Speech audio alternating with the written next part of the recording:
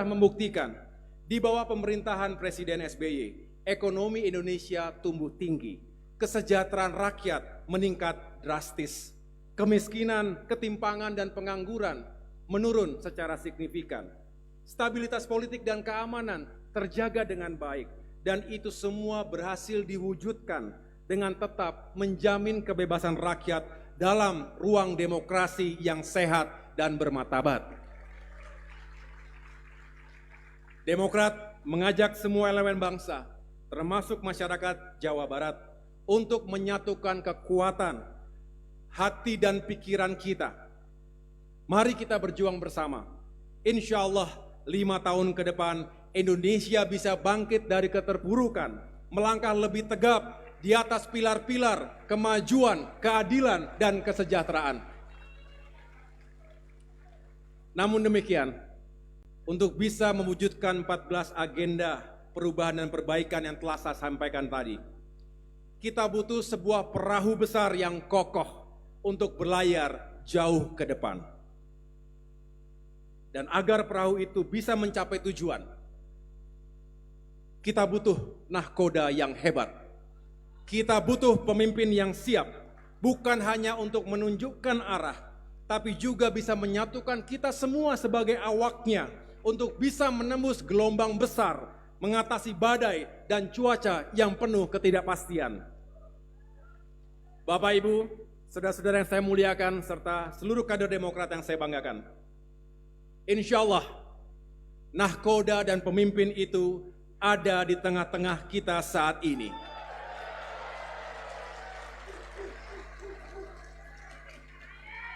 Mari kita sambut dengan meriah bakal calon Presiden Republik Indonesia, Bapak Anies Rashid Baswedan.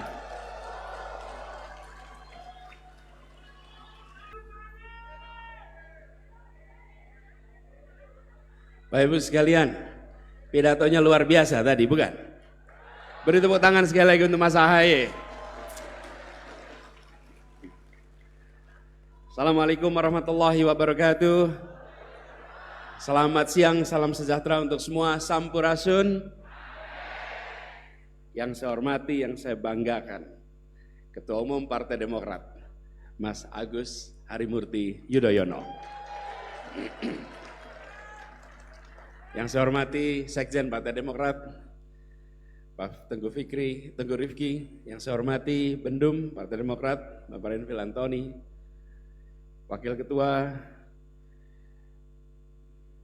Majelis Tinggi Partai, Bapak Syarif Hasan, Wakil Ketua MPR juga. Yang saya hormati para anggota DPR RI, para tokoh masyarakat se-Jawa Barat, para mahasiswa, para pegiat, dan seluruh keluarga besar Partai Demokrat yang hadir bersama pada siang hari ini. Boleh kita beri tepuk tangan untuk semua yang memilih hadir di ruangan ini. Mas, saya mulai pakai pantun boleh ya Mas ya? Boleh ya pakai pantun ya?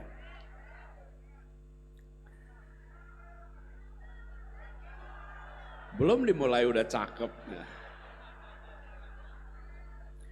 Membeli benang di ujung berung,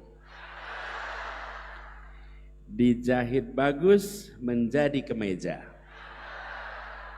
Senang datang ke kota Bandung bersama Mas Agus yang gagah perkasa. Mas, saya meminta rumus diet sama olahraganya Mas itu, biar bisa lama Mas. Buah jeruk, buah tomat, dimakan dulu, minumnya nanti. Cuacanya sejuk, warganya hangat, Bandung selalu ada dalam hati.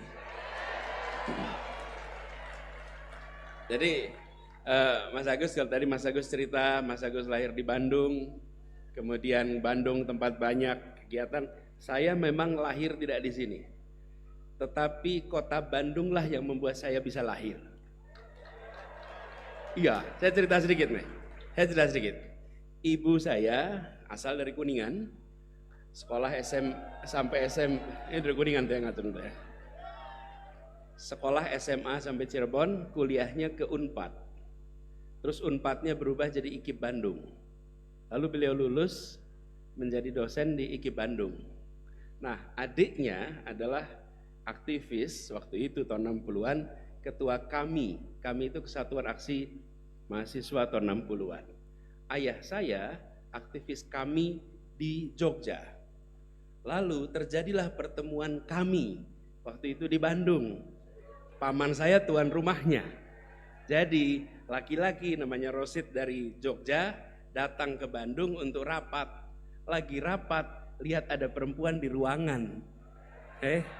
Nah, perempuan itu ibu saya. Kemudian terjadilah pertemuan di kota Bandung yang akhirnya saya kemudian lahir. Jadi kalau Mas Ahi lahirnya di sini, kalau saya, bapak ibu saya berjumpanya di kota Bandung, dan dari perjumpaan itu terjalin pernikahan, saya anak sulungnya, gitu kira-kira Mas. Bandung ini memang tempat bersejarah, begitu banyak punya cerita. Siang hari ini berkumpul begitu banyak. Tadi kita sudah menyaksikan, mendengarkan 14 agenda yang luar biasa. Dan semua yang hadir di sini nampak luar biasa variasinya. Kalau saya boleh tahu, mana yang paling jauh datang ke tempat ini?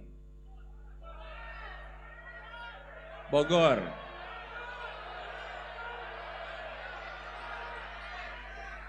Padang.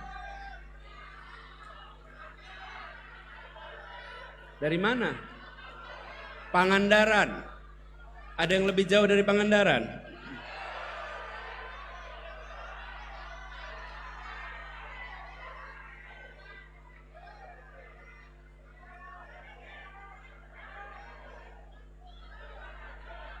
Gini, Mas, hari Minggu anak-anak punya pilihan berkegiatan lain. Ketika lokasinya jauh, memilih datang khusus ke Bandung dalam sebuah acara dialog rakyat, ini adalah pribadi-pribadi yang peduli dengan masa depan bangsa. Anda punya peluang untuk mengerjakan urusan lain bersenang-senang, tapi memilih untuk datang dalam sebuah acara dialog, bicara dialog rakyat yang diselenggarakan oleh Partai Demokrat, apa artinya? Artinya ini adalah pejuang-pejuang untuk Indonesia yang lebih baik di masa depan. Jadi terima kasih sudah datang di hari libur dan kembali mengingatkan kepada kita semua bahwa masih banyak di antara kita yang dengan kemajuan kesejahteraan masih terus mau memikirkan bagaimana yang lain dapat kesempatan yang setara. Karena itu izinkan dalam kesempatan ini, Pak Ketua Umum yang saya hormati dan teman-teman sekalian, saya ingin meneruskan apa yang sudah disampaikan oleh Mas Ahy tadi. Mas Ahy sudah outline 14 item. Saya akan garis bawahi beberapa yang perlu, yang insya Allah akan jadi prioritas kita ke depan. Ketika kita dengar kata perubahan, maka ini bukan sekedar perubahan pemimpinnya. Kenapa? Karena kalau pemimpinnya pasti akan berubah.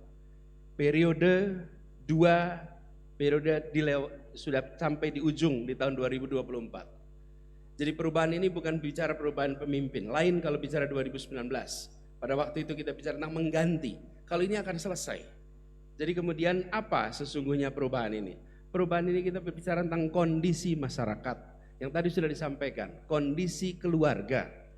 Bila kita lihat misalnya hari ini, satu, saya ingin bicara kebutuhan pokok yang diperlukan oleh masyarakat. Kedua, yang tadi disampaikan, lapangan pekerjaan. Ketiga, pendidikan berkualitas hingga tuntas. Keempat, pelayanan kesehatan. 4 hal ini kita akan masuk pada pertanyaan sederhana.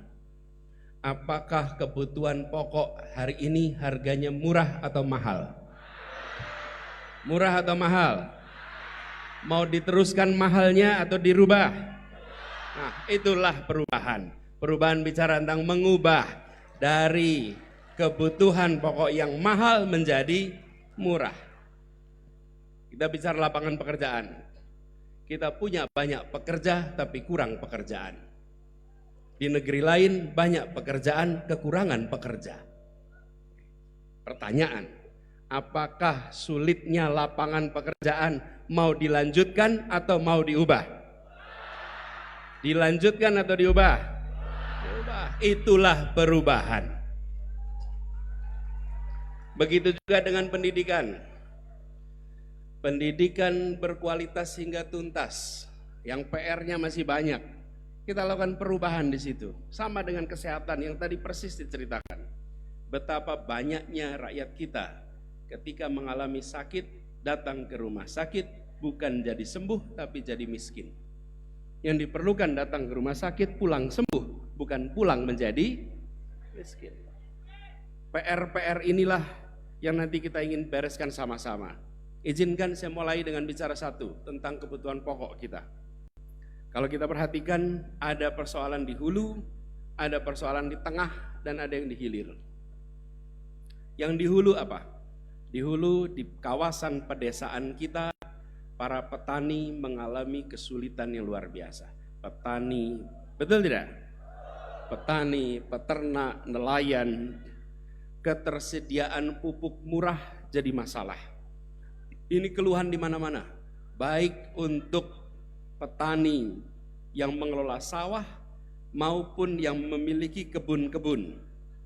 Isu utamanya adalah ketersediaan pupuk, termasuk dukungan pembiayaan pada musim tanam untuk musim tanam berikutnya. Lalu pengamanan ketika ternyata ada gangguan sepanjang jalan. Kita perlu membangun pasar, bukan dalam artian pasar tradisional, tapi membangun perekonomian di desa. Ketika perekonomian di desa terbentuk, maka kebutuhan petani, peternak, nelayan bisa dipenuhi.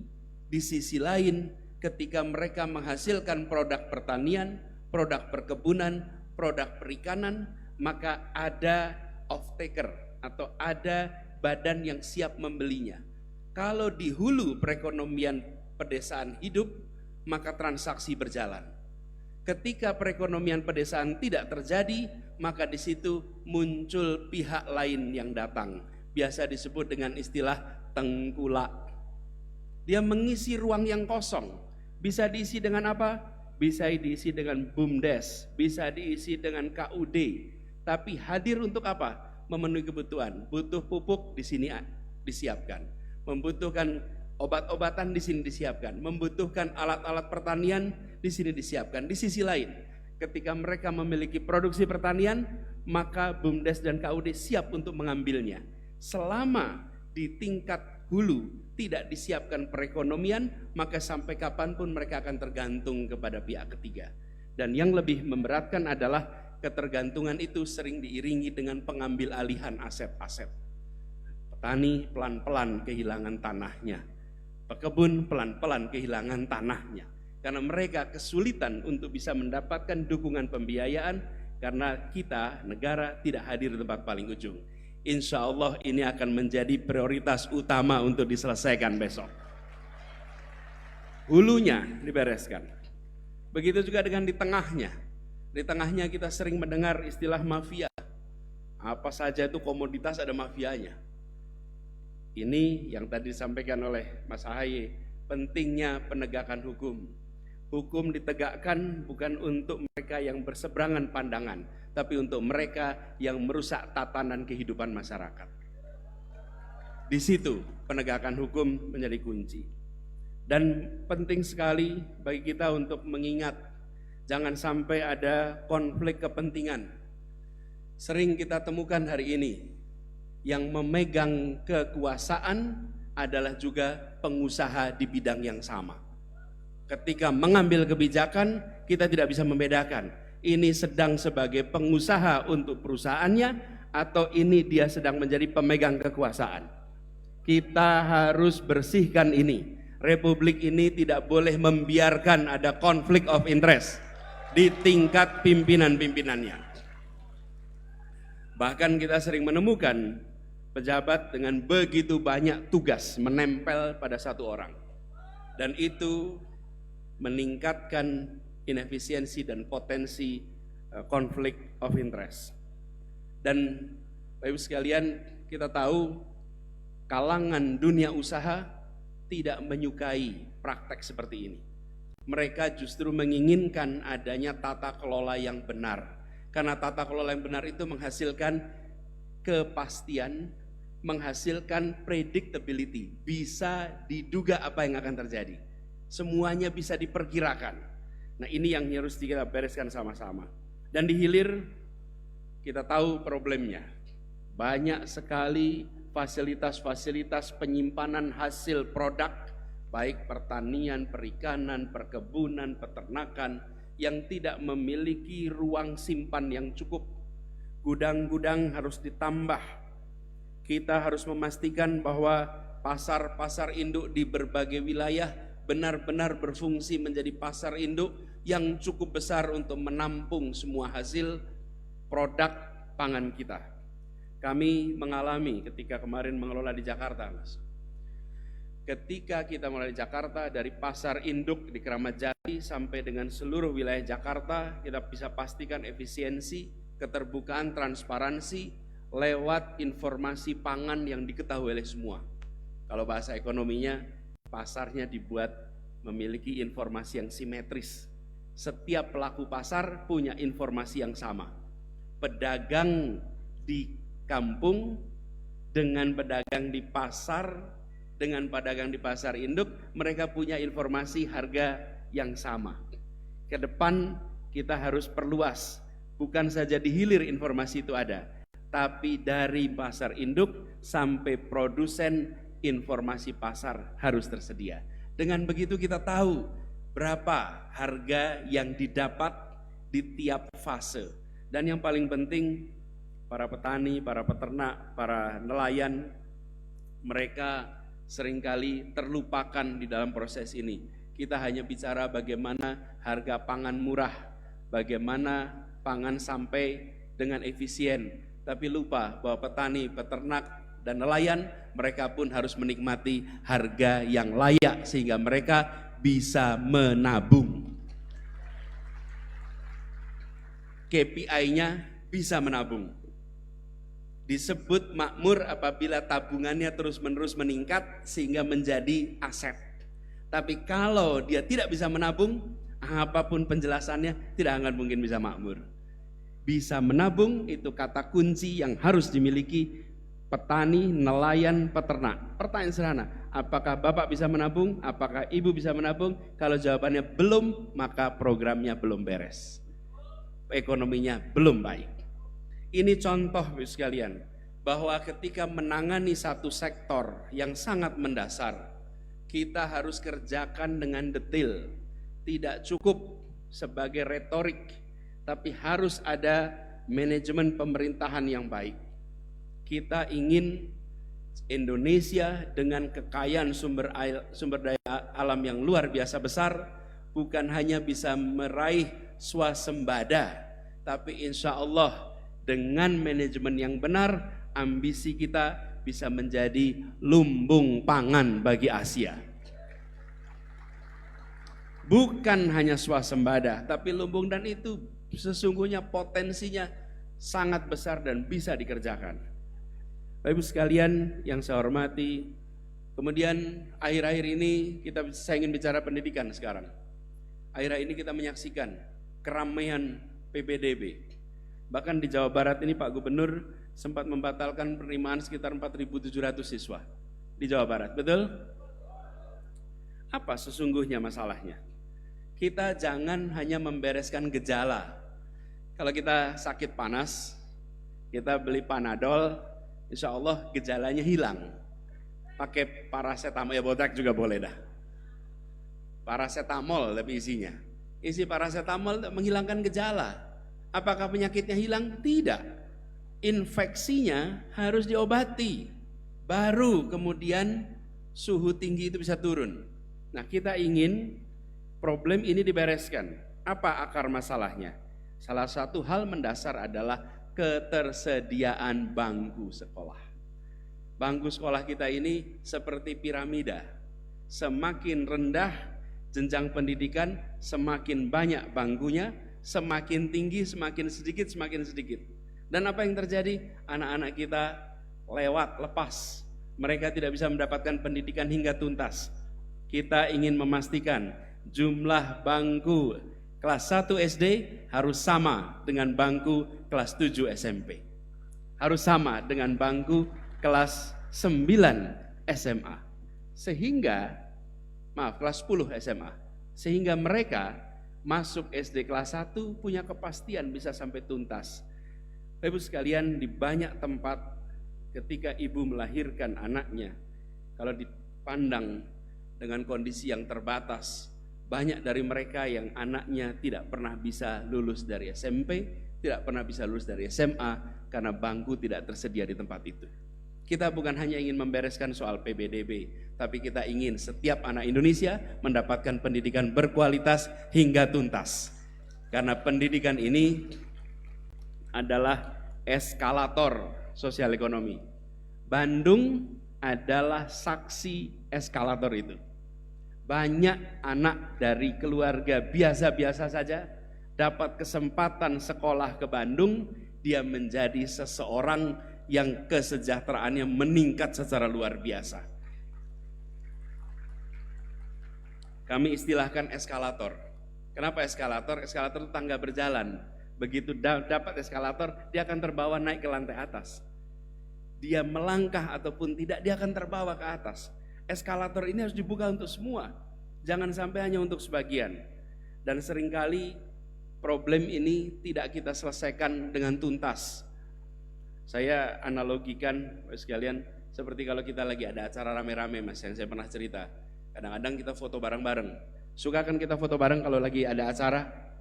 Nih misalnya Mas Ahaye datang, nanti Mas Ahaye dikerubut mau foto sama-sama. Mas selfie rebutan, ketat sekali itu rebutan itu. Dorong-dorongan, udah dorong-dorongan panjang, nanti nggak lama ada yang bilang, udah, Mas Ahaye capek. Siapa yang bilang begini? Yang udah selfie. Ya, yang udah selfie itu udah ya Mas. Loh, lah yang belum selfie kepengen selfie, yang udah bilang udah ya gitu. Nah bangsa kita sering begitu, yang udah terdidik, maju, berkembang, menutup kesempatan kepada mereka yang ingin mendapatkan kesetaraan kesempatan. Nggak boleh. Tanpa kita sadari, kita melakukan itu. Tanpa sadari, sehari-hari juga kita sering begitu. Kita harus buka bangku-bangku baru di tempat-tempat yang kekurangan bangku, sehingga setiap anak dapat kesetaraan kesempatan.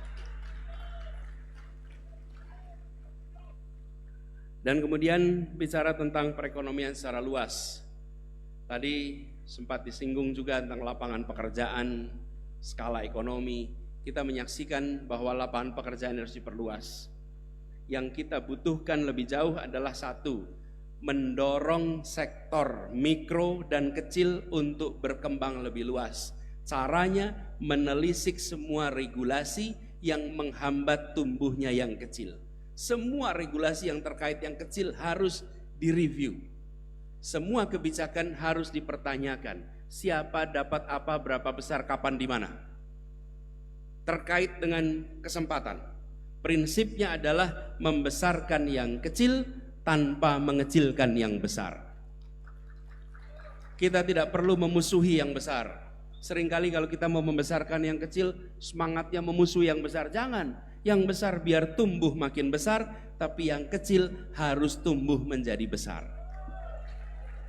Nah, ini dilakukan dengan satu regulasi. Ada contoh ya Mas, ketika kami melalui Jakarta.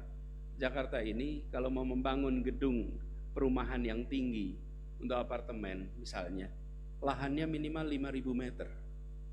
Di Singapura, di Tokyo, di Hong Kong, 1.000 meter sudah bisa bikin bangunan tinggi. Apa artinya kalau 5.000 meter baru boleh bikin tinggi?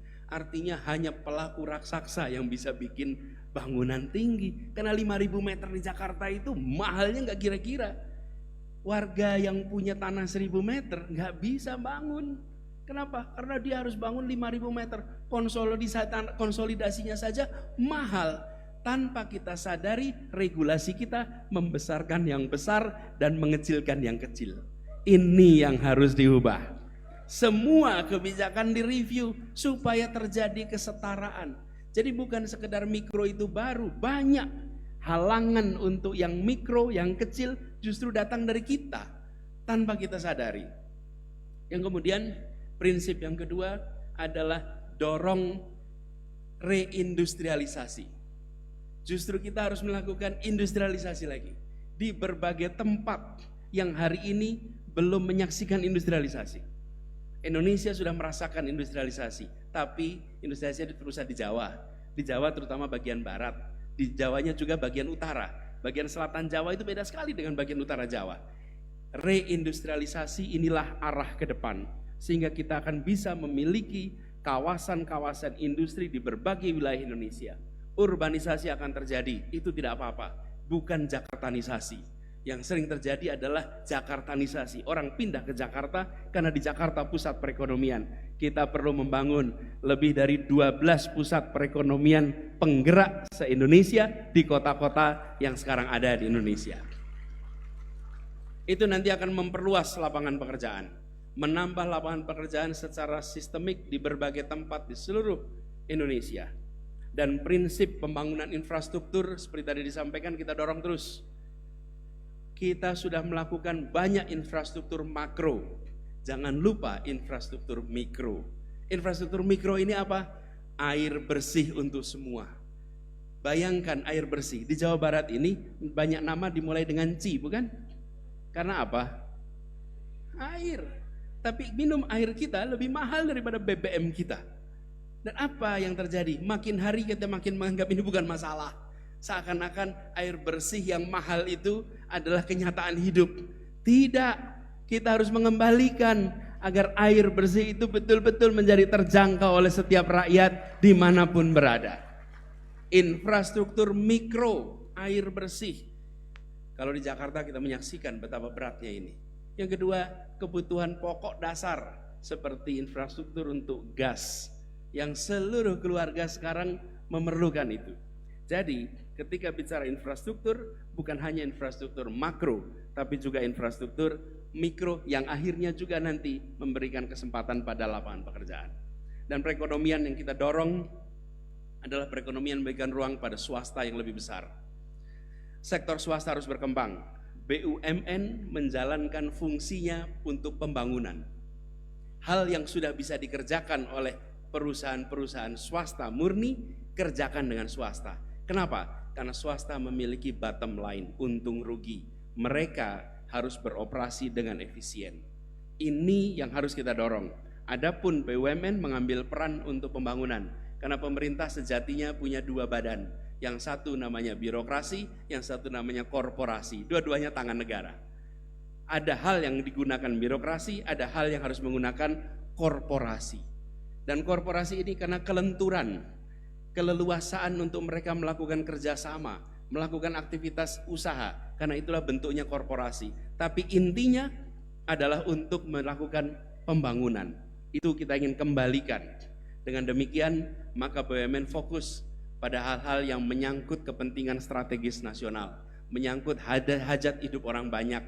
Adapun hal yang tidak menyangkut kepentingan strategis, dorong swasta. Lalu pemerintah dapat pendapatan dari mana? Pemerintah tidak memandang BUMN sebagai sumber pendapatan. Pendapatan negara sumbernya pada pajak. Makin besar perekonomiannya, makin besar pajaknya. Tapi kalau kita menggunakan badan usaha milik negara, fokusnya untuk meningkatkan pendapatan negara, di situ terjadi konflik of interest. Di satu sisi kita regulator, di sisi satu lagi kita market player. Dan itu tidak akan pernah menghasilkan sustainability untuk kemajuan. Nah mungkin. Jadi berikan ruang itu pada dunia usaha. Dan dunia usaha siapa? Ya dunia usahanya kita-kita juga. Berikan kesempatan pada siapa? Pada yang kecil dan menengah untuk bisa mengisi ruang-ruang yang selama ini digunakan oleh BUMN. Dengan begitu muncul pengusaha-pengusaha baru, mereka generasi baru yang mengambil peluang. Dan biarkan BUMN mengambil peran-peran strategik yang dimiliki oleh negara. Bapak Ibu sekalian yang kami hormati, kita menginginkan agar fasilitas-fasilitas seperti ini disiapkan secara serius. Fasilitas dari mulai regulasi sampai dengan pendanaan, pembiayaan, dan training. Yang terakhir terkait dengan kesehatan. Tadi sudah disampaikan, Kita ingin rakyat Indonesia memiliki jaminan rasa tenang untuk hidup sehat. Tentu itu mulai dari kegiatan yang sifatnya promotif, preventif, baru kuratif. Hidup sehat dari awal. Kita perlu memperhatikan dengan serius makanan-makanan yang beredar di masyarakat, itu terutama yang dikonsumsi oleh anak-anak kita. Karena konsumsi anak-anak kita membentuk perilaku makan minum yang akan berdampak pada kesehatan mereka di kemudian hari. Terlalu banyak problem kesehatan yang muncul di usia lanjut karena di usia belia tidak ada perencanaan tentang makanan sehat bagi anak-anak kita. Kita harus seriusin untuk menyiapkan makanan sehat mulai dari ibu hamil, anak balita sampai dengan anak-anak usia sekolah. Itu terbentuk, maka kita akan memiliki generasi masa depan yang lebih sehat. Sering ini tidak menjadi perhatian karena kita berbicara dalam politik ingin hal yang kelihatan konkret dalam 5 tahun. Yang seperti ini kelihatannya masa depan, tapi ini mendasar. Dan kalau itu kita bisa kerjakan dari aspek promotif, kita akan mempromosikan hidup sehat. Dan kemudian yang sehari-hari jadi problem adalah para tenaga kesehatan, tenaga medis harus diajak bicara tentang bagaimana mengelola fasilitas kesehatan agar mereka bisa menjalankan perannya dengan baik dan rakyat mendapatkan pelayanan dengan baik. Saya ingin ingatkan, tidak cukup hanya bicara dengan penerima jasa kesehatan. Para tenaga kesehatan harus diajak bicara, para dokter, para medik, perawat, mereka yang berada di lapangan harus memberikan masukan. Bila semuanya hanya diatur oleh BPJS, dokter pun terikat, perawat pun terikat, pasien pun terikat. Izinkan kita melakukan reformasi atas pelayanan itu. Jangan lupakan peran dokter, jangan lupakan peran perawat, tapi juga jangan tiadakan kepentingan pasien. Diajak bicara, susun sama-sama. Itu namanya pendekatan kolaborasi. Kita tidak memusuhi rumah sakit, kita tidak memusuhi dokter, justru harus belajar dari para dokter. Harus ambil pelajaran dari pelayan kesehatan dan lihat kenyataan. Dari situ susun sistem yang baik, lalu negara hadir memberikan pembiayaan yang cukup sehingga pelayanan kesehatan merata untuk semuanya. Mas Ahy, Bapak Ibu sekalian saya hormati, ini adalah 4 hal yang perlu menjadi perhatian dan akan menjadi perhatian kita. 1, masalah biaya hidup. Yang kedua, tentang pendidikan. Ketiga, lapangan pekerjaan. Keempat, kesehatan. 4 hal ini yang insya Allah akan menjadi agenda pertama dan terutama untuk kita bereskan di 5 tahun ke depan bila kita diberikan amanat untuk bisa memperbaiki yang sudah ada hari ini. Terima kasih, kurang lebih mohon maaf. Assalamualaikum warahmatullahi wabarakatuh. Waalaikumsalam warahmatullahi wabarakatuh. Berikan tepuk tangan yang lebih meriah untuk Kang Anies Rashid Baswedan dan juga Kang AHY sebelumnya yang sudah menyampaikan orasi-orasi dan juga membakar semangat kita. Dengan disampaikannya orasi-orasi beliau, wargi Jabar semakin yakin dengan siapa kita akan membuat perubahan untuk Indonesia. Wargi Jabar, bagaimana siap untuk perubahan? Siap untuk perubahan sebelah kanan? Luar biasa, siap ya. Yang pastinya hadirin yang berbahagia, acara selanjutnya ini adalah salah satu acara inti dan juga acara yang paling dinantikan oleh wargi Jabar. Yang dimana nantinya Kang Anies dan juga Kang AHY akan berdialog dan juga menyapa wargi Jabar. Dan inilah momen di mana kami harapkan wargi Jabar bisa menyampaikan aspirasi kepada kami demi terciptanya perubahan dan juga perbaikan bersama Partai Demokrat. Saya mau tanya dulu, siap untuk ngobrol sama Kang Anies dan Kang AHY? Siapa yang mau ngobrol sama Kang Anies dan Kang AHY? Semuanya ya.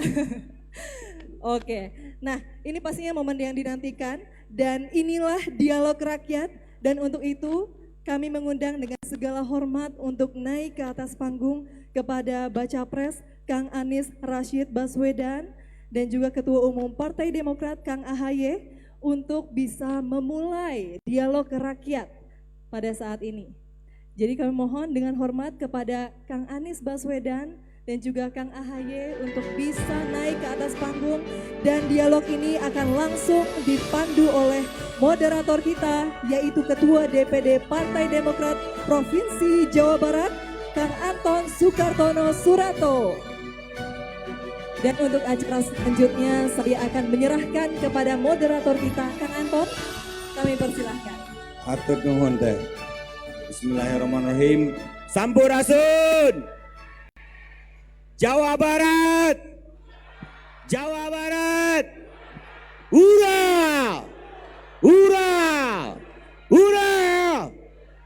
Terima kasih hatur nuhun. Tepuk tangan untuk kita semua. Yang saya hormati dan yang saya banggakan, calon Presiden Republik Indonesia, Bapak Kang Anies Rashid Baswedan.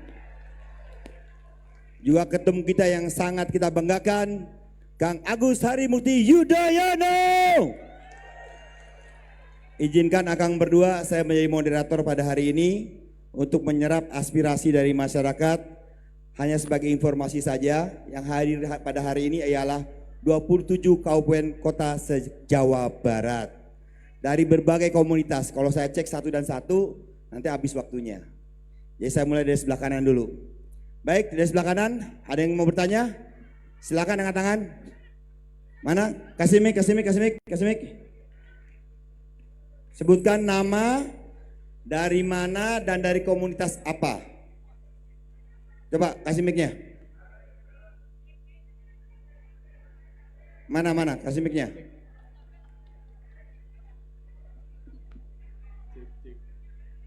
Mic-nya, oke, pakai mic saya aja kalau gitu.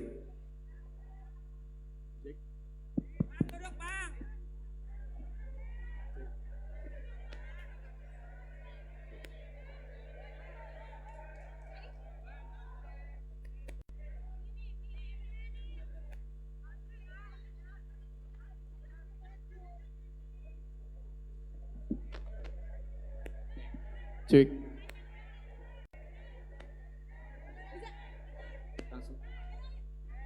Baik.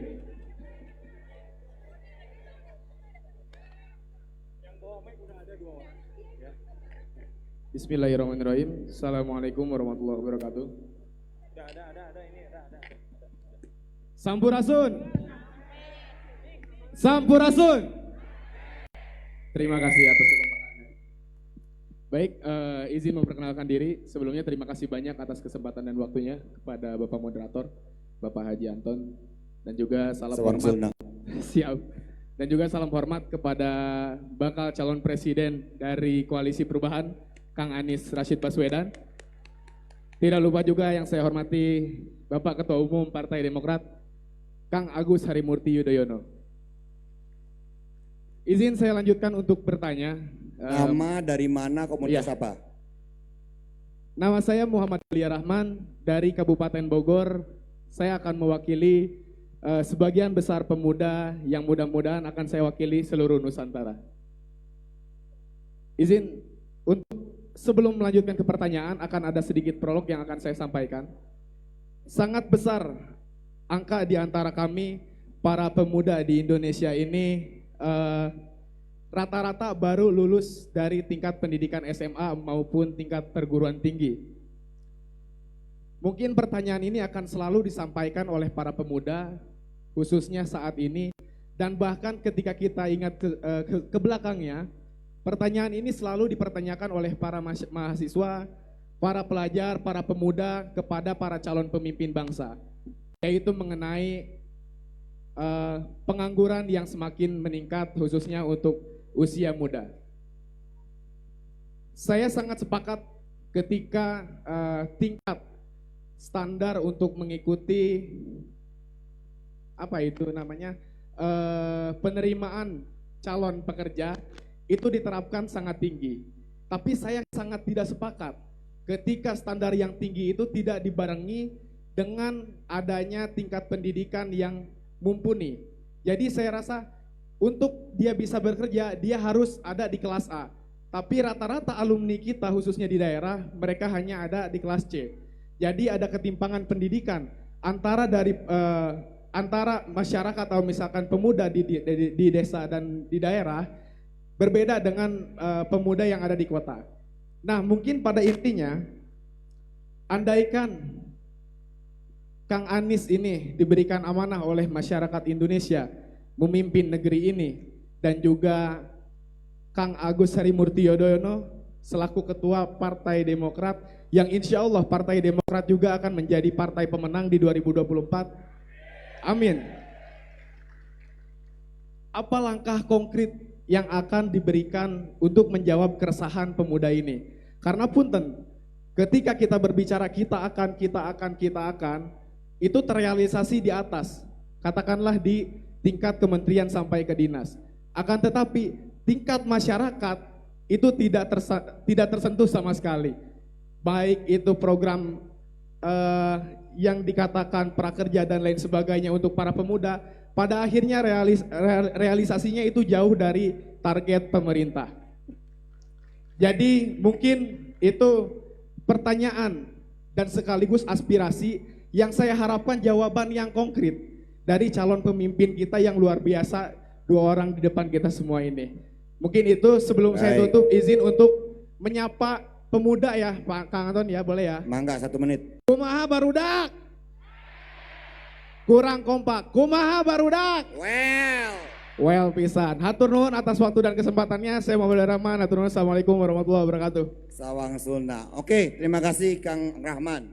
Sekarang sebelah kiri kita cari petani. Mana petani? Petani mana petani? Angkat tangan. Ya, kasih mic. Kasih mic.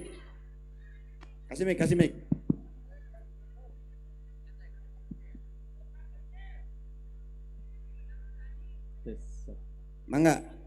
Namina saha Cimana dari komunitas petani ya.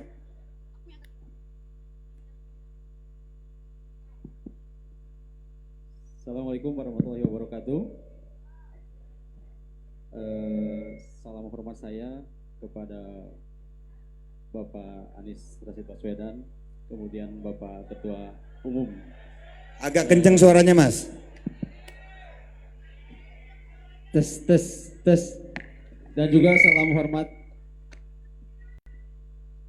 salam hormat saya kepada Ketua Umum Partai Demokrat, Mas Agus Harimurti Yudhoyono. Perkenalkan, nama saya Setia Gusti dari Kabupaten Cianjur. Kebetulan saya sebagai petani jagung di Kabupaten Cianjur, Pak. Terima kasih atas kesempatan yang berbahagia ini. Saya diberikan kesempatan yang luar biasa dan satu kebanggaan bisa berdiri di tengah-tengah kader yang luar biasa, keluarga Demokrat semuanya. Terima kasih juga. Ketika kita berbicara pertanian, ingin saya sampaikan kepada Pak Anies dan juga Pak AHY, dan juga tadi sempat disinggung banyak mengenai sektor pertanian. Banyak masalah klasik, Pak, yang sudah terjadi bertahun-tahun ke belakang, bahkan 10 tahun ke belakang mengenai kesejahteraan petani, Pak. Selama ini yang menjadi permasalahan pokok adalah kekurangan pupuk, kekurangan benih. Petani kita tidak pernah sejahtera dan sebagainya. Dan itu menjadi masalah yang tidak pernah selesai sampai detik ini pun. Makanya saya datang ke tempat ini untuk mengharapkan suatu perubahan yang luar biasa di sektor pertanian, Pak. Dan saya ingin menantang kepada Pak AHY dan juga Pak Anies Baswedan, yang menjadi permasalahan petani di Indonesia sampai saat ini ternyata berasal dari bawah, Pak. Berasal daripada kelompok tani, Pak. Yang patut diduga di setiap kabupaten kota bahkan provinsi banyak kelompok tani bodong atau ilegal, Pak. Sehingga apa? Yang menjadi dasar bantuan untuk subsidi pupuk, subsidi benih, dan subsidi yang lainnya, bahkan bantuan alat-alat daripada pemerintah, itu berdasarkan CPCL daripada petani, Pak, yang ada di kabupaten kota. Yang sampai saat ini pun ketika kita berbicara masalah kesejahteraan dan sebagainya, saya berharap dan memohon untuk revitalisasi kelompok tani, Pak. Karena hanya kelompok tani yang tidak pernah tersentuh KPK, Pak. Hanya kelompok tani yang tidak pernah tersentuh korupsi dan sebagainya, Pak. Itu mungkin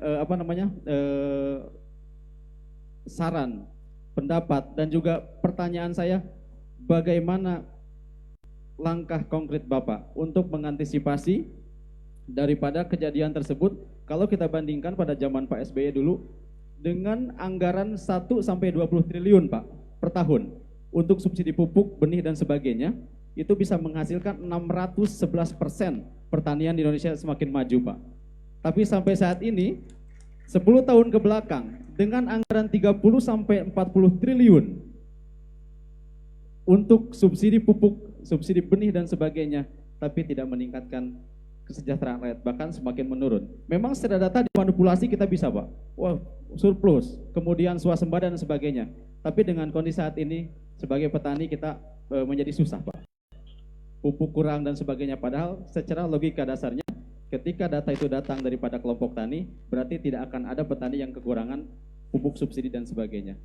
Mohon langkah konkret. Dan satu lagi Pak, bagaimana kehadiran pemerintah untuk menjadi off-taker secara resmi di negara Republik Indonesia ini, sehingga untuk harga pangan kita di nasional semakin stabil Pak. Jadi tidak ada petani yang dirugikan. Terima kasih. Assalamualaikum warahmatullahi wabarakatuh. Nuhun Kang Setia. Punten Kang, petani naon Kang? Tani jagung Pak. Jagung, kirain bawang. Enggak mau pesen. Oke. Hei, hei siapa dia? Saya mau tanya mama sekarang. Ibu-ibu, angkat tangan sebelah kanan. Mana ibu-ibu? Ya, mangga dikasih mic. Terima kasih pada moderator. Assalamualaikum warahmatullahi wabarakatuh. Saya salam hormat saya dari ibu-ibu, dari emak-emak untuk Pak Anies dan Mas Ahaye. Salam hangat dari mama semuanya.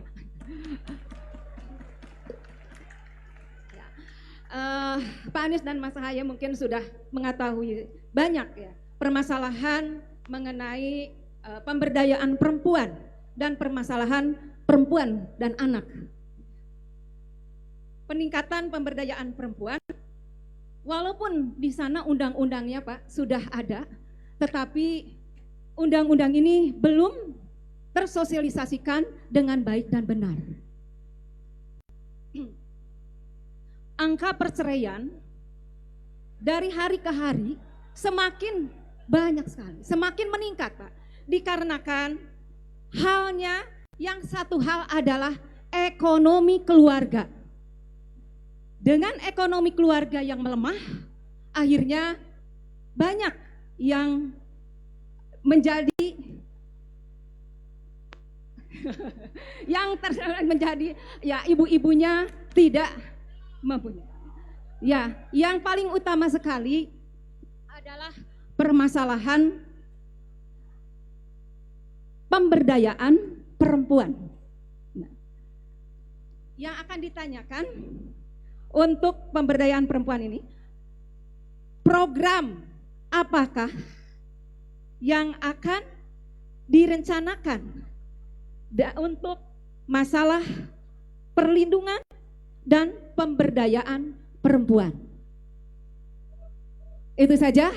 Baik, terima kasih. Sebagai perwakilan dari Mama, kaum perempuan siap untuk memenangkan Mas Anies dan Mas Ahaye? Siap. Terima kasih. Assalamualaikum warahmatullahi Terima wabarakatuh. kasih Ibu Lilis. Baik, itulah 3 petanya. Kang Anies, Kang Ahaye, dari Kang Rahman Pemuda mengenai peningkatan kapasitas anak muda, dari Kang Setia petani jagung mengenai rivalitas kelompok petani, dan Ibu Lilis mengenai pelindungan perempuan. Selanjutnya saya serahkan kepada para orang hebat di depan kita. Demikian, terima kasih.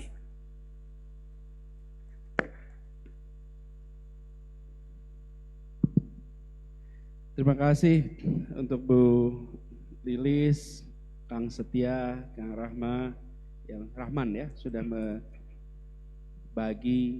aspirasi. Dan yang terakhir tadi sangat penting sekali, bicara soal perlindungan perempuan. Jadi kami melihat ada 4 kelompok yang harus jadi prioritas ke depan. Yang ini harus jadi prioritas kita. Kalau 4 kelompok ini kita prioritaskan dengan benar program-programnya, maka sisanya insya Allah akan tercover. Siapa itu? 1, perempuan. khususnya ibu hamil. Kedua, lansia. Ketiga, penyandang disabilitas. Dan keempat, anak. Bila 4 ini dapat prioritas perlindungan, prioritas untuk program-program memastikan mereka terlindungi dengan baik, maka yang lainnya akan terlindungi. Nah, terkait dengan program perempuan, sekalian, kami melihat ada problem semacam gunung es yang tidak nampak di permukaan.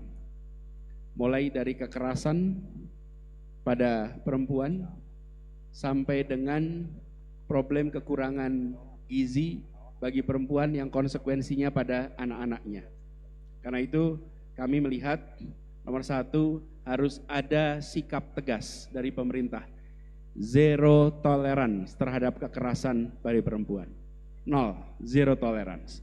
Dan itu harus diturunkan dalam bentuk ukuran-ukuran yang setiap pemerintah daerah, karena eksekusinya di mana? Di pemerintah daerah. Daerah dinilai oleh pemerintah pusat dalam penanganan perlindungan perempuan. Yang sering kita alami adalah kita menyatakan melindungi, tapi kita tidak menerjemahkan dalam bentuk program dan alat ukur yang bisa dikendalikan oleh pusat. Kenapa? Karena pelaksanaannya akan dilakukan oleh pemerintah-pemerintah daerah.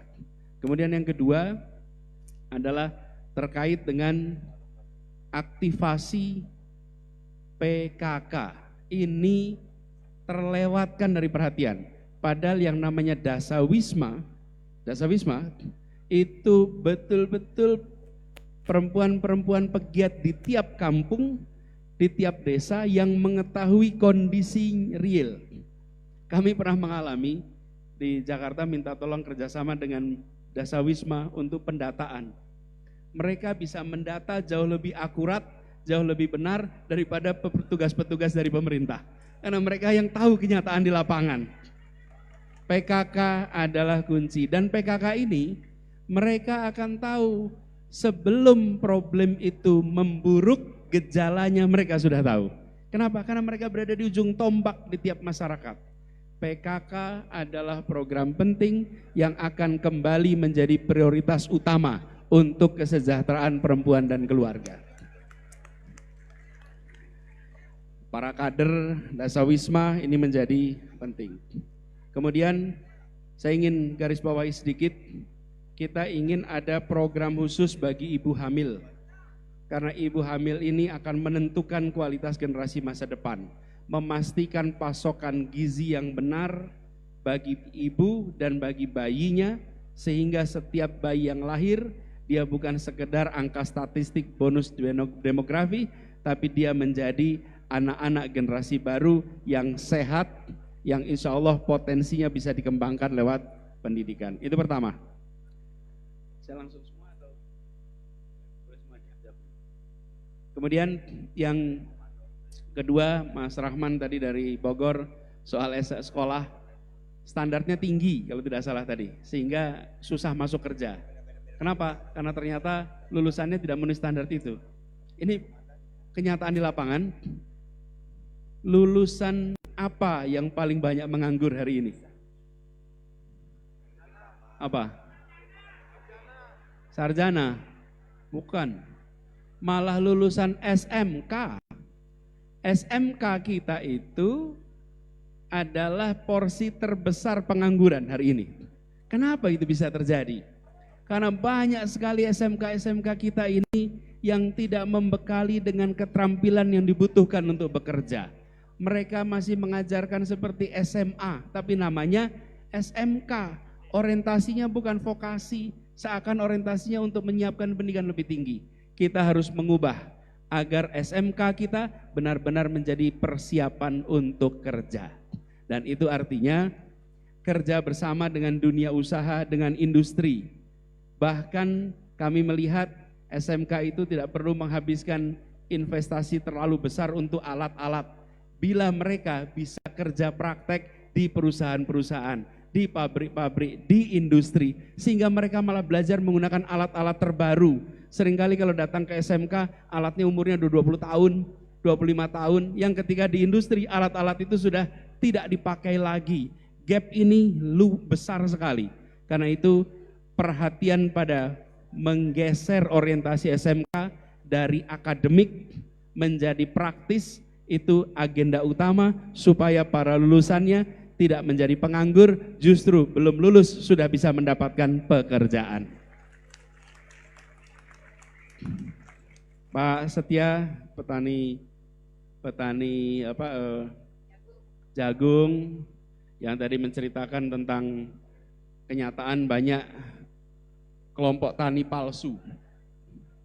Bahkan ada 30 ton benih jagung di Sukabumi ya. Ya maaf, di Cianjur. Tapi pertanyaan, siapa yang nanam sebanyak itu? Karena nggak mungkin dibutuhkan sampai 30 ton benih jagung di sana. Setuju, ini perlu menjadi perhatian dan memang harus ada panggilan moral. Panggilan moral Bapak sekalian. Bahwa petani, sektor pertanian, pedesaan itu belum sejahtera. Ingatkan kepada semua, janganlah kalian menjadi pribadi-pribadi yang menggerogoti mereka yang masih miskin.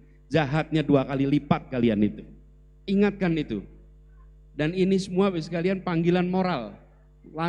Langkah hukumnya ada, tapi panggilan moralnya harus ada. Rendahnya luar biasa. Karena mengambil justru dari mereka yang sulit. Dan ini harus menjadi perhatian bagi para kepala daerah. Jadi saya melihat ada panggilan moral. Yang kedua adalah perintah untuk penegak hukum.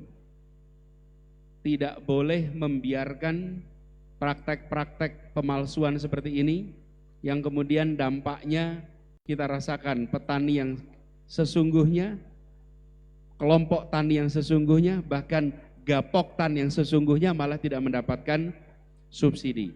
Jadi Pak, saya lihat ini perlu ada mekanisme pelaporan. Harus ada mekanisme pelaporan, harus ada sebuah tim khusus di tiap wilayah sehingga bila ada praktek-praktek seperti ini mereka tahu kemana harus melaporkan dan langkah apa yang harus dikerjakan. Kemudian soal off taker, kami melihat perlu ada secara serius pengembangan KUD ataupun BUMDes agar mereka bisa menjadi off taker yang ditopang oleh pemerintah.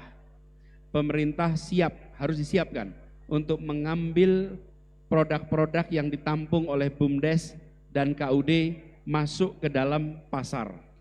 Ini harus disiapkan, bisa pemerintah sendiri membentuk semacam badan usaha, bisa juga pemerintah memfasilitasi swasta. Caranya berikan tanahnya sehingga swasta tidak harus membeli tanah, pinjami tanahnya, mereka bangun gudang dan menjadi swasta yang siap menjadi off taker atas produk-produk pertanian. Mungkin itu jawaban saya. Mas Agus silakan Mas Agus.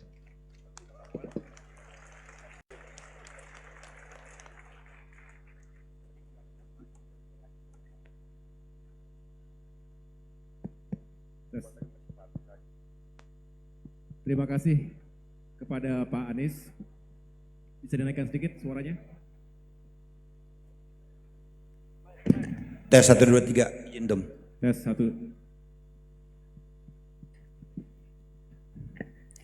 Terima kasih kepada Pak Anies. Tadi sudah menjelaskan, merespons, menjawab 3 pertanyaan yang menurut saya mewakili dari sejumlah komunitas, profesi dan juga daerah. Saya hanya ingin memperkuat apa yang telah beliau sampaikan karena menurut saya sudah sangat jelas. Tadi dari Kang Setia sebagai petani ya. Mana tadi Kang Setia?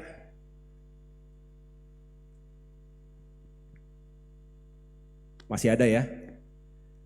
Bagus pertanyaannya dan ini Kang Setia selalu muncul dari komunitas-komunitas petani lainnya di Indonesia.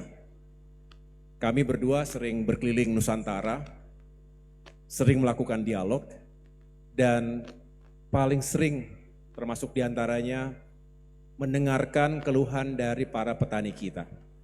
Dan ini penting ketika kita tahu negara kita masih ditetapkan sebagai negara agraris, artinya profesi petani ini menjadi sangat penting.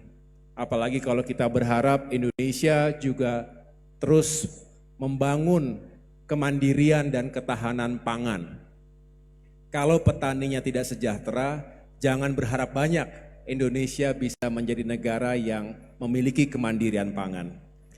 Nah, tadi sudah dibahas bahwa ada masalah-masalah terkait dengan apa yang terjadi di sekitar petani itu sendiri. Ternyata kelompok tani yang banyak abal-abalnya ini menyusahkan para petani kita. Padahal kita tahu kelangkaan pupuk itu luar biasa, termasuk benih. Nah, disinilah kita akan perhatikan betul ke depan anggaran APBN, APBD itu benar-benar bisa diprioritaskan untuk membantu para petani kita, untuk memberikan subsidi yang dibutuhkan dan dijalankan tepat sasaran dengan pengawasan dan evaluasi yang ketat, supaya tidak ada lagi penyelewengan dan pelanggaran-pelanggaran yang dilakukan oleh para kelompok tani ilegal tadi. Selain itu kita juga menangkap permasalahan lain ya, Kang Setia, bahwa hari ini rata-rata usia petani kita itu makin tua, 70% di atas 50 tahun. Nah, generasi muda, generasi berikutnya juga banyak yang semakin enggan untuk melanjutkan profesi orang tuanya. Ini ada beberapa faktor, selain tadi ada keinginan untuk mendapatkan peluang di kota-kota besar, tidak dilarang, sesuatu yang wajar, tapi juga jangan sampai semua beralih menuju ke ibu kota, tadi disampaikan oleh Pak Anies, padahal di desa juga banyak sumber-sumber penghasilan yang layak dan halal. Jika diyakinkan sektor pertanian kita juga memberikan bukan hanya manfaat tapi juga kesejahteraan bagi para petani dan keluarganya. Dengan demikian, haruslah negara hadir untuk meyakinkan agar para petani tadi kesejahteraannya meningkat. Nilai tukar petani jangan turun. Jangan kemudian ada kebijakan impor di saat para petani harusnya panen raya. Harusnya diperhatikan lebih baik terkait dengan modernisasi alat pertanian, teknologi dan lain sebagainya, termasuk dibantu pemasarannya.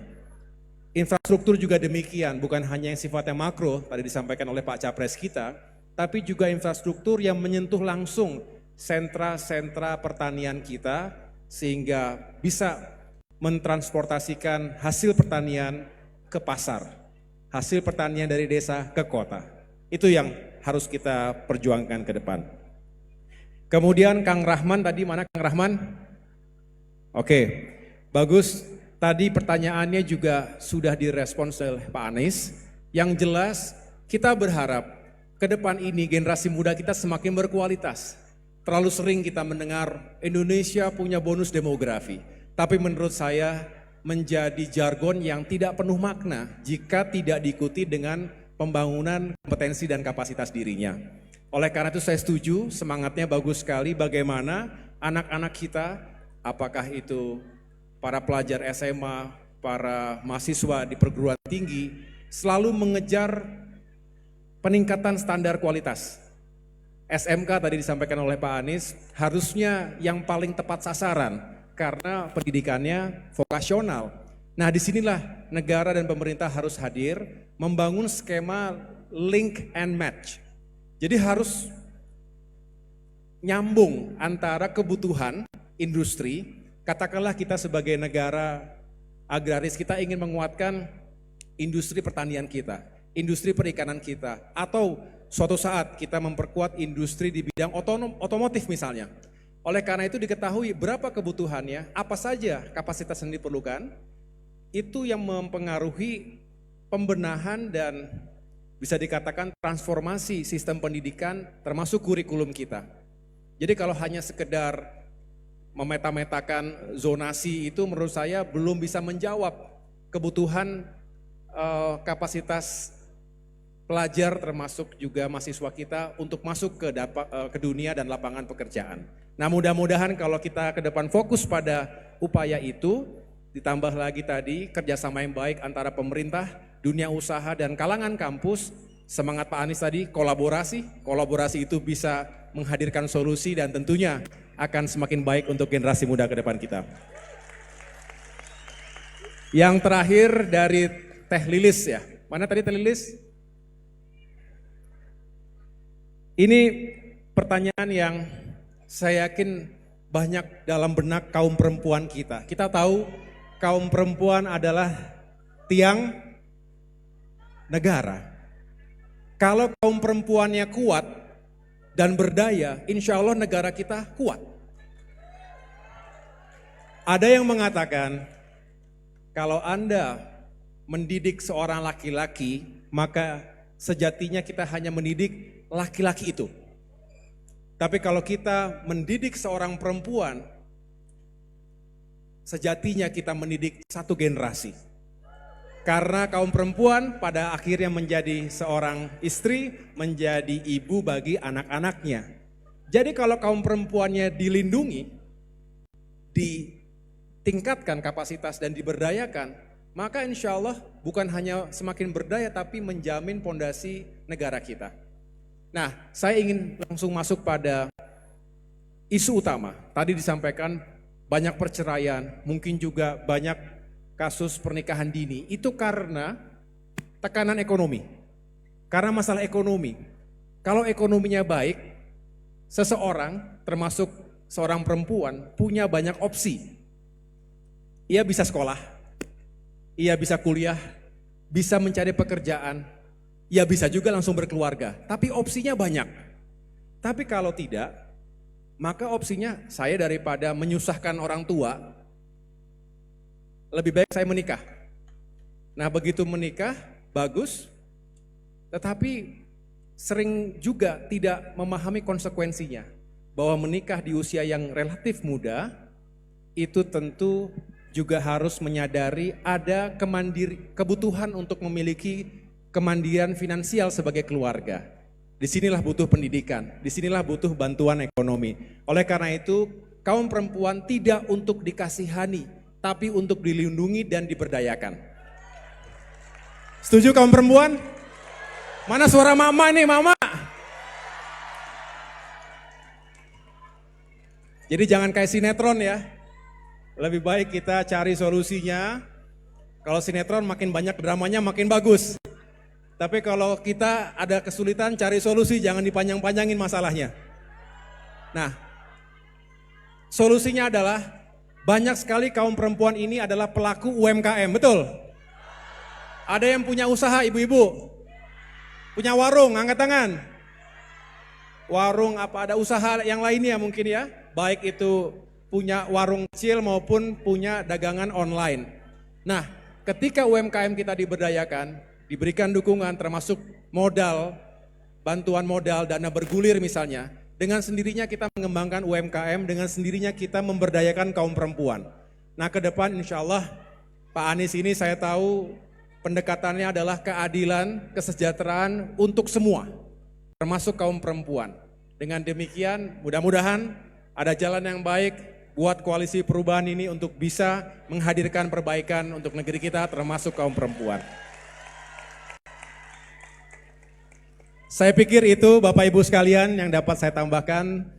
Saya merasa senang sekali Mas Anies, ini kehormatan juga buat Partai Demokrat.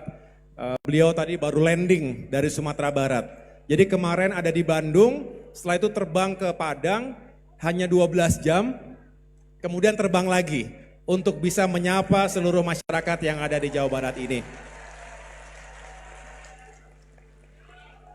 Kalau masyarakatnya punya keinginan untuk bisa mencari solusi, tentu kami-kami yang saat ini ada di partai politik, termasuk di Partai Demokrat, kami-kami yang tengah berjuang ini juga harus lebih siap dan harus lebih mendengarkan lagi apa yang diharapkan oleh warganya.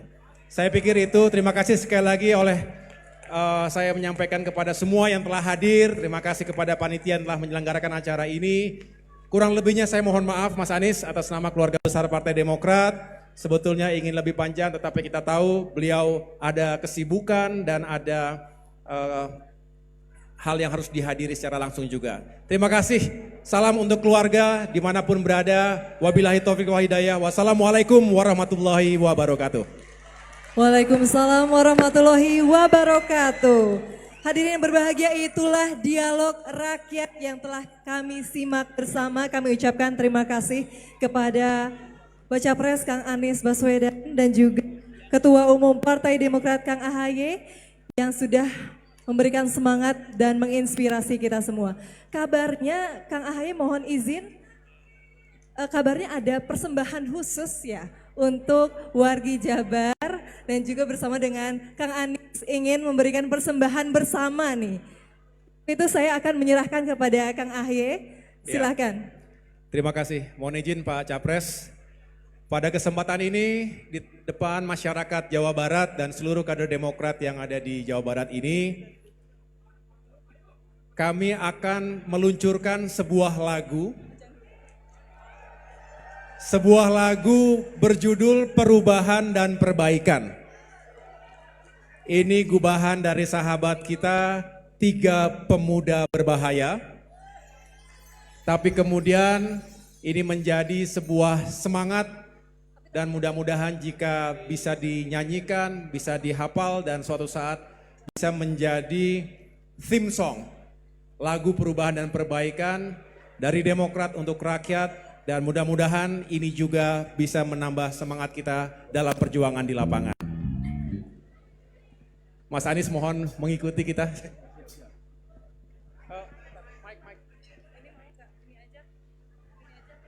Nanti ada teksnya di depan, saya bermohon kepada seluruh kader dan masyarakat bisa mengikutinya.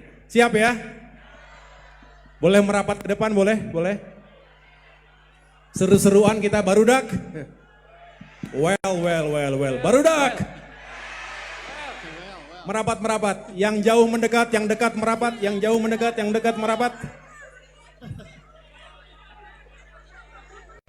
Bentar ya. Tunggu sebentar, hati-hati.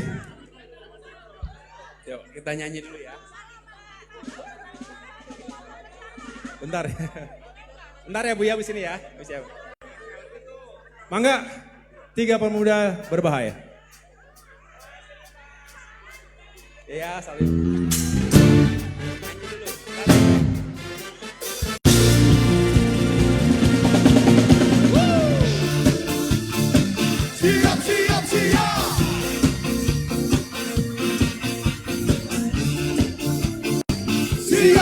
Siap. Meski kita terlahir di rahim yang berbeda, tumbuh di keluarga biasa sederhana, manis pahit perjalanan hidup kita, mendewasakan kita menjadi pejuang. Berbeda suku, bahasa, dan agama, satu menuju sebuah perubahan dan perbaikan. Siap. Sudah saat dan waktunya kita raih kembali kemenangan, dan kini tibalah kita memperjuangkan perubahan dan perbaikan untuk Indonesia.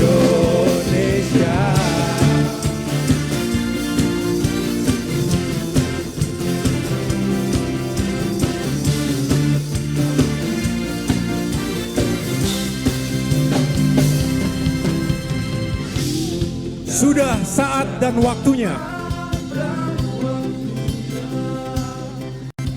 kita raih kembali kemenangan.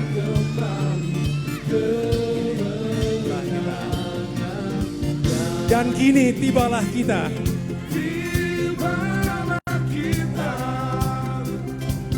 Memperjuangkan perubahan dan perbaikan. Sudah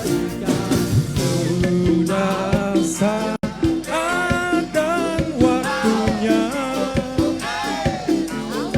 kita raih kembali kemenangan.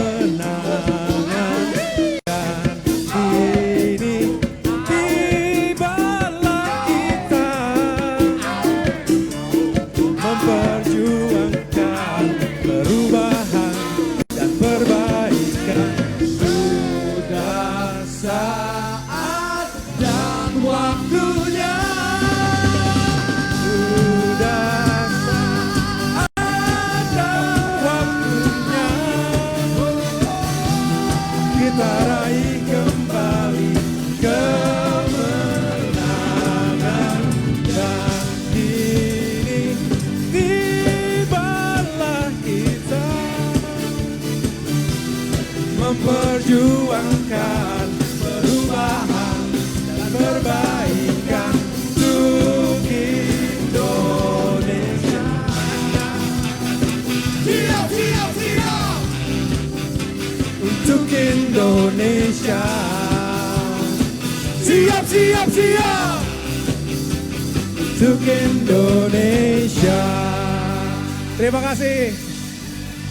Itulah lagu perubahan dan perbaikan. Siap. Ada itu. Bisa nyanyi Manuk Luar Dadali nggak? biasa. Nyanyi bareng ya. Siap. Ada Manuk Dadali.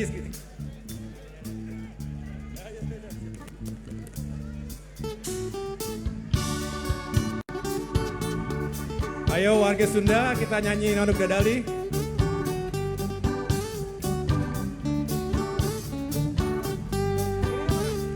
Bentar, teksnya.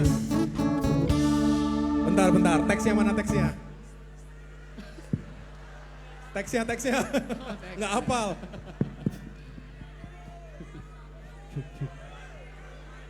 Apa? Tahan dulu. Siap, siap, siap. Pokoknya harus siap ya. Rekan-rekan semua harus siap ya. Siap, siap, siap. Biar semangat, biar semangat.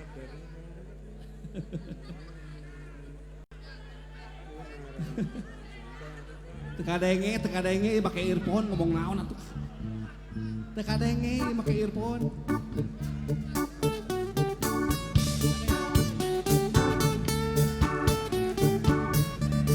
Nyanyi bareng ya.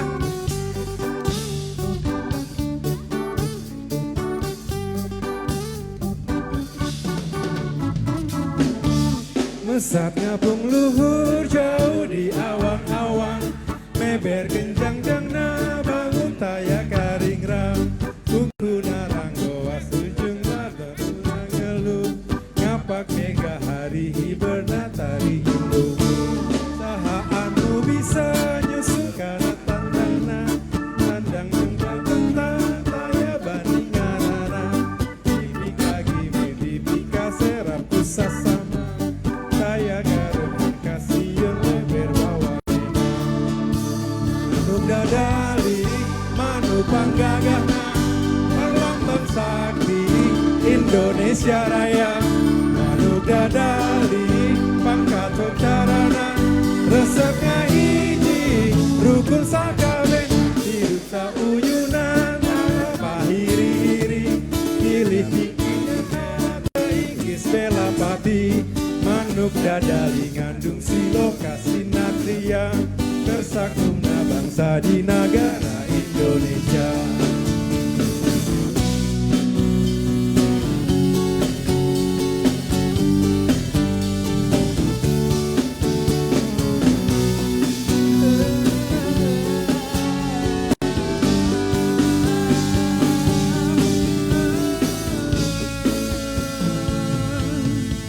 Manuk Dadali, Manuk Panggagana, Perlambang Sakti Indonesia Raya. Manuk Dadali, Pangkok bencarana resepna hiji rukun sakalena hidup uyuna tara pairing-iring sing paketnya hata ikis belapati manuk dadari ngandung sindokasi natria bersakuma bangsa di negara Indonesia bersakuma bangsa di negara Indonesia. Terima kasih.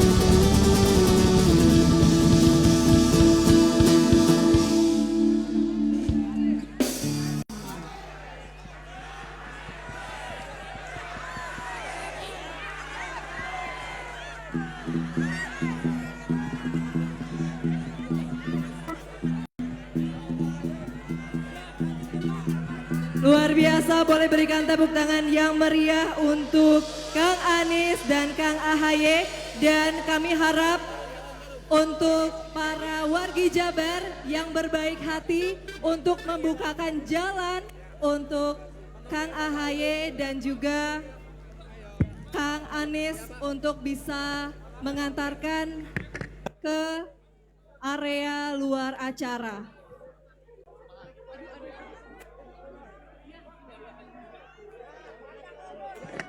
Kami mohon kepada wargi Jabar yang baik hati untuk tidak naik ke atas panggung.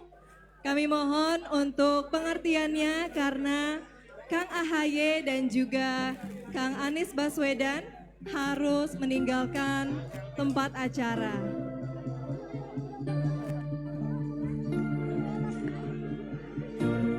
Rekan-rekan wargi Jabar, kami ucapkan terima kasih yang tidak terhingga. Saya Nadia Fiza, mohon maaf apabila ada hal-hal yang tidak berkenan. Selaku pembawa acara kami pamit undur diri. Salam perubahan, salam sejahtera untuk kita semua. Wassalamualaikum warahmatullahi wabarakatuh.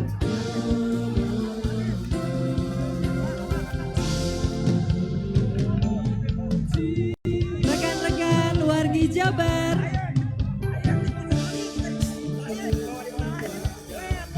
boleh kita bertepuk tangan yang meriah sambil mengiringi Kang AHY mengantarkan Kang Anies Baswedan meninggalkan tempat acara. Dan kami juga mohon untuk wargi Jabar yang berbaik hati untuk bisa membukakan jalan untuk Kang AHY dan juga Kang Anies untuk bisa melewati jalan dengan nyaman untuk menuju ke area luar acara.